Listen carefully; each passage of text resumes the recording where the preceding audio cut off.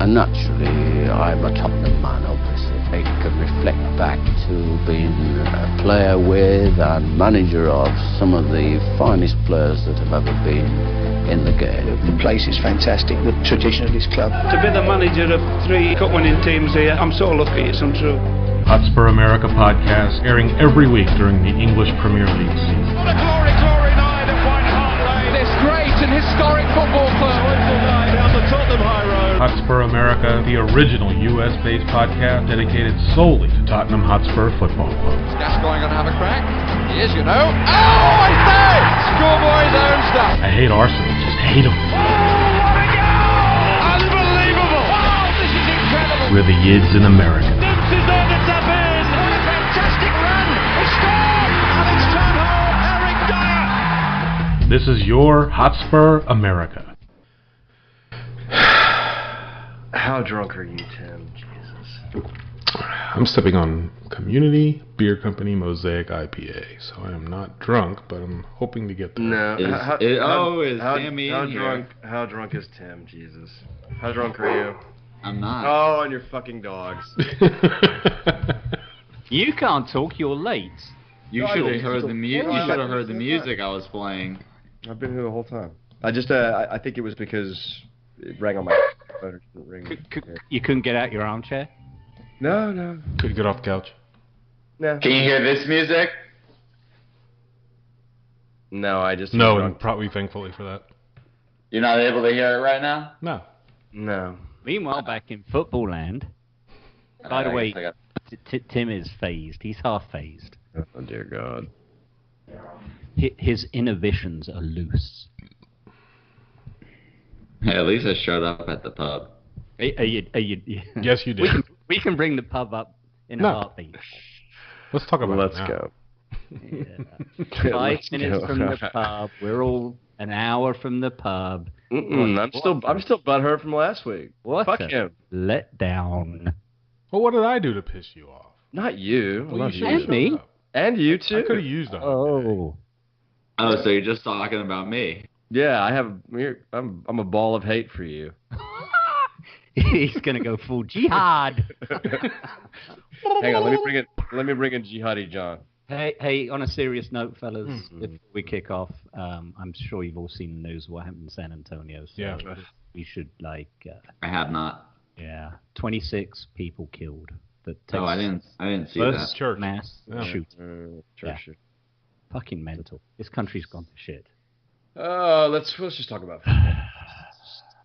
Let's just Football. go. Yeah, let's just talk about Spurs. Let's just talk about Spurs. I'm going to talk about Arsenal, too, so that'll make you guys really Fuck happy. that. Love watching them flop around like a dead fish. This is worthy of discussion, Timothy. Thank you. I'm glad that you brought up. Next week it's worthy of discussion. I think a line should be Hit drawn. the recordometer. It is. Let's A go. line. Yeah, let's just go. Fuck's sake. Okay. I hate you, Tim. I fucking hate you. No, you don't. This is gold. Start. I don't like you anymore.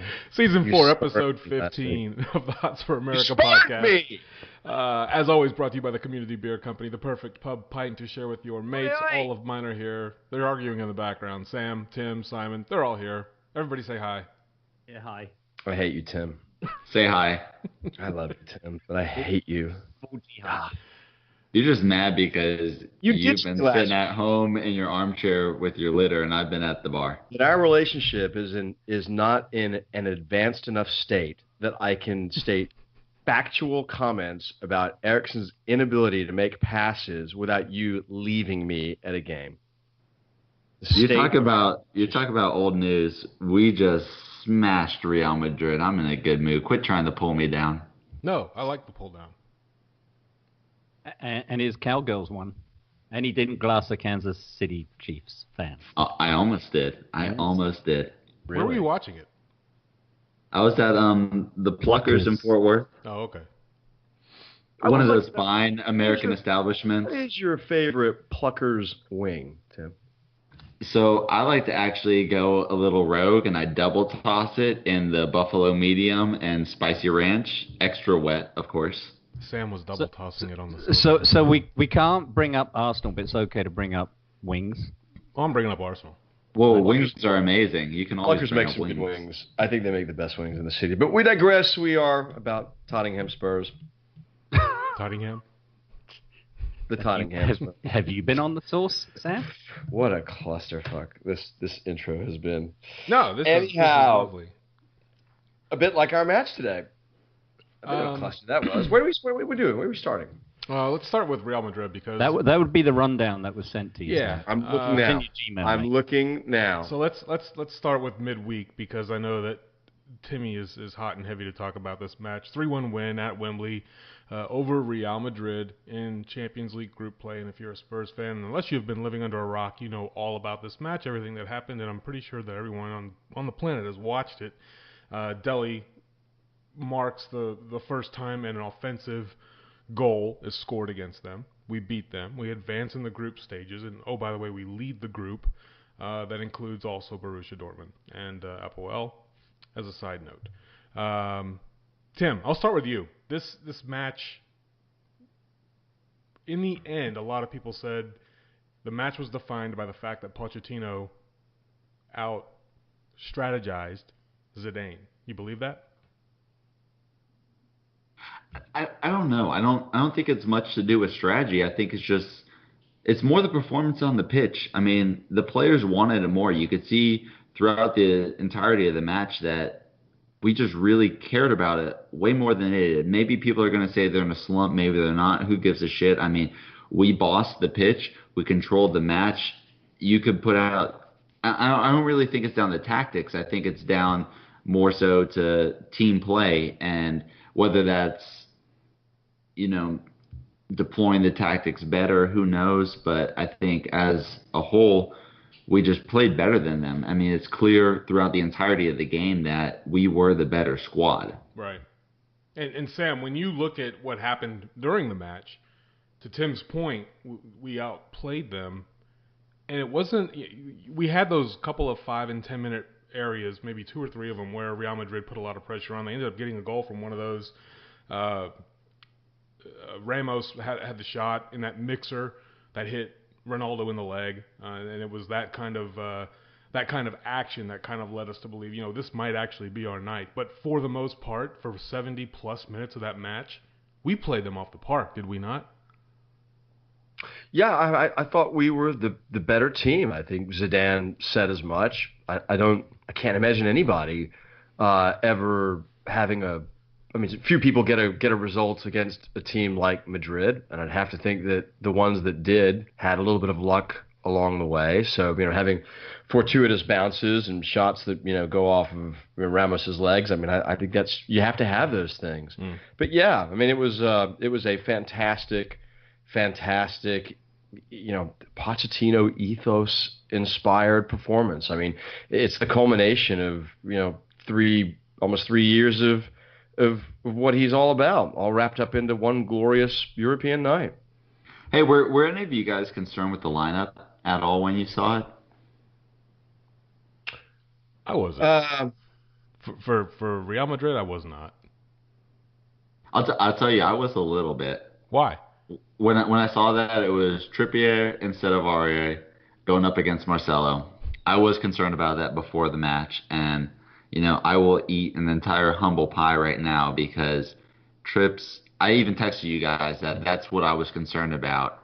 And I was wrong because Trips was amazing this match, both offensively and defensively, more so in the first half than the second half. But he did very well handling Marcelo, and he took it to him. He had a lot of great crosses in there, the one for the first goal. But when I first saw that lineup, I was a little concerned. I'm not going to lie about it.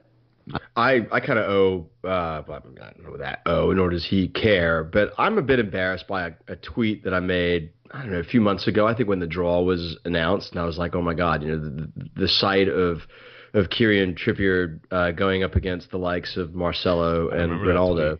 Yeah, and I'm a bit embarrassed by that, and I'm thrilled to be proven incredibly wrong and to be embarrassed about that. I think generally speaking, it's not a stretch to say Marcelo is the best left back in the world, certainly one of them, and Trippier hided him. I mean, skinned him on a number of occasions and just flat out had the best of him. And I think the thing that really struck me is he never really looked intimidated and always felt that he had the support that he needed when he was going up against Ronaldo. I mean, what right back in the world feels comfortable against Ronaldo? But just struck me as that not only did he feel confident in his own ability, but I think he felt confident that he had support from center backs to his inside that were going to pick him up when needed. And I was thoroughly impressed with that.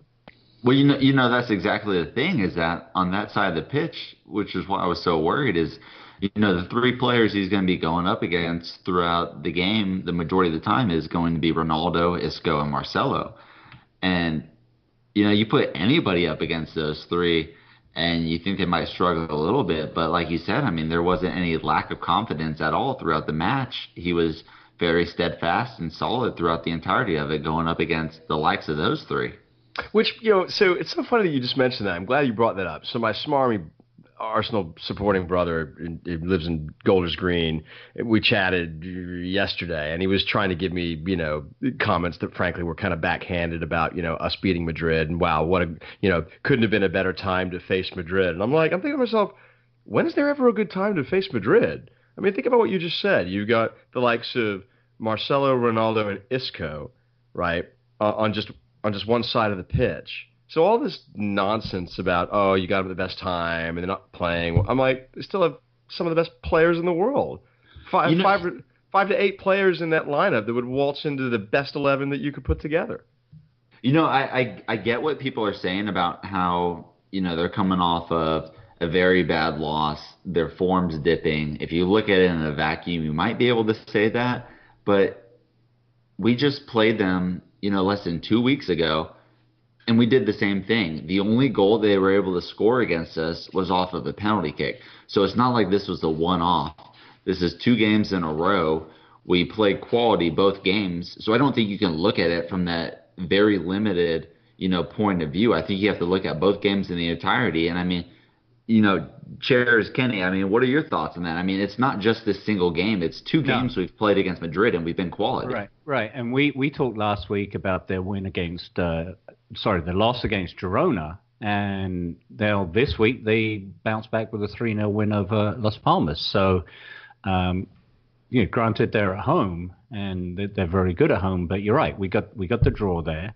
We rattled them. We played strong defense, as we did on Wednesday night. So I don't think it's a blip with Madrid. No. If they have a blip, it's 1 or 2 games. It might be poor performance, but I think you've all hit the nail on the head that we were up for the game. And again, look at how we played recently. We played Liverpool off the park. We didn't do so well at United. Then we played Madrid off the park. We didn't do so well today. And so we seem to be up for these really big games against some of these opponents. And, United's definitely the blip for us, but we bounced back. But not like we play bad there. I mean, it's not like we played a bad match at Old Trafford. Tough place to play. Right. And United, let's face it, I mean, they were pony today, and they weren't so fucking hot last week either. So that's more just disappointing that we were able to not get anything out of the game against a team that flatters to deceive. So I don't think Madrid is going to have a struggle. And all this talk about Zidane and Poch is the heir apparent. I mean, just a bunch of journo nonsense. They'll be fine. They'll bounce back. I said to Ken at the pub today, if I could, and I asked him, I said, cast your future self to the end of or the middle of May to the Champions League final. And I know everyone said suddenly we're going to win the Champions League final, which obviously it's it's hilarious. So can you imagine if we did make it and we had to play Madrid? I'd have happily taken the loss the other night if that's what that crystal ball showed us.